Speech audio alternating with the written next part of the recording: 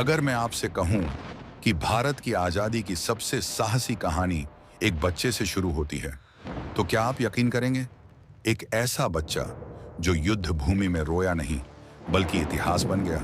और वो बच्चा किसी झूले में नहीं, बल्कि एक रानी की पीठ पर बंधा था। चारों ओर गोलियां चल रही थीं, तोपें गरज रही थीं और मौत बस एक कदम दूर थी। फिर भी उस मां ने अपने बच्चे को एक पल के लिए भी नहीं छोड़ा। आखिर कौन था वो बच्चा और क्यों उस एक पल ने पूरे भारतीय इतिहास की दिशा बदल दी? ये कहानी आपको आखिर तक देखनी ही पड़ेगी। इतिहास की किताबों में कई युद्ध दर्ज हैं, कई हुई वीरों की कहानियां लिखी गई हैं, लेकिन कुछ दृश्य ऐसे होते हैं जो शब्दों से बड़े होते हैं। ऐसा ही एक दृश्य है, एक घोड़े पर सवार योद्धा रानी, हाथ में तलवार, आंखों में आग और पीठ पर बैठा एक मासूम बच्चा। नहीं दूंगी। यह कोई कल्पना नहीं, बल्कि 1857 के प्रथम स्वतंत्रता संग्राम का सबसे भावुक और साहसी अध्याय है। यह कहानी है झांसी की रानी लक्ष्मीबाई और उनकी पीठ पर बंधे उस बच्चे की, दामोदर राव।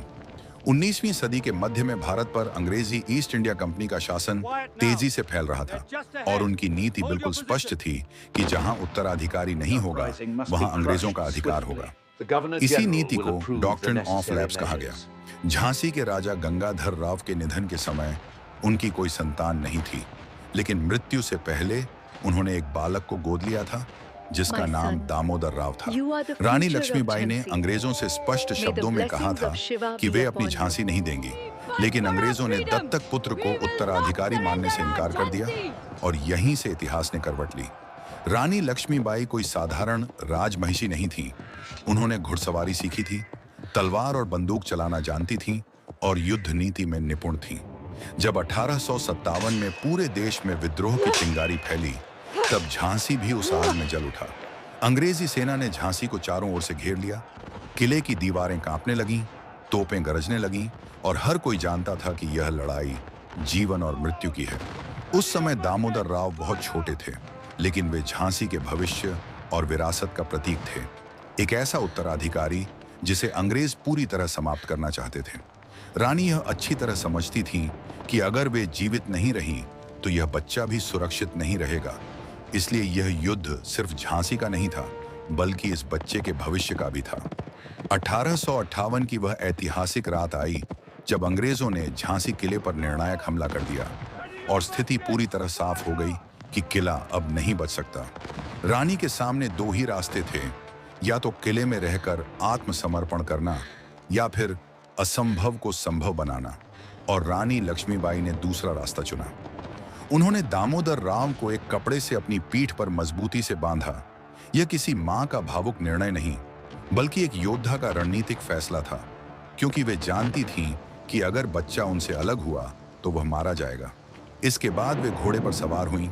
सामने किले की ऊंची दीवारें थीं, नीचे अंग्रेजी सैनिक थे और ऊपर इतिहास लिखा जा रहा था।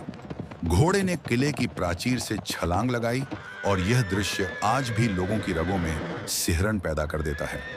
पीठ पर बच्चा, चारों ओर गोलीबारी, अंधेरा और मौत का साया, लेकिन रानी नहीं रुकी। उन्होंने झांसी भले ही छोड़ दी, लेकिन झांसी का स्वाभिमान नहीं छोड़ा। झांसी से निकलने के बाद रानी लक्ष्मीबाई ने तात्या टोपे के साथ मिलकर फिर से सेना संगठित की और कालपी तथा ग्वालियर तक अंग्रेजों को लगातार चुनौती दी। दामोदर राव हर समय उनके साथ रहे, क्योंकि वे सिर्फ एक बच्चा नहीं, बल्कि झांसी की आत्मा थे। अंततः 1858 में ग्वालियर के पास हुए अंतिम युद्ध में रानी लक्ष्मीबाई वीरगति को प्राप्त हुई, लेकिन अंग्रेज भी जानते थे कि उन्होंने केवल एक रानी को नहीं, बल्कि एक विचार को मारने की कोशिश की है। दामोदर राव जीवित बचे और बाद के वर्षों में उन्होंने इस पूरे संघर्ष को अपनी स्मृतियों में लिखा, जहां उन्होंने बताया कि कैसे उनकी मां ने युद्ध भूमि में भी उन्हें अपने से अलग नहीं किया।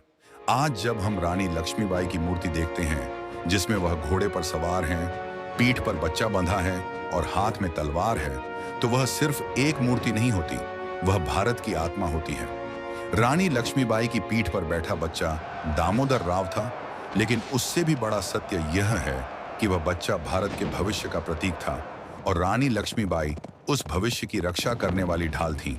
इसलिए इतिहास में बहुत से योद्धा होने के बावजूद बहुत कम ऐसे हुए जिन्होंने मां, रानी और योद्धा तीनों रूपों में युद्ध लड़ा हो। और यही कारण है कि आज भी पूरे गर्व के साथ कहा जाता है, खूब लड़ी मर्दानी, वह तो झांसी वाली रानी थी।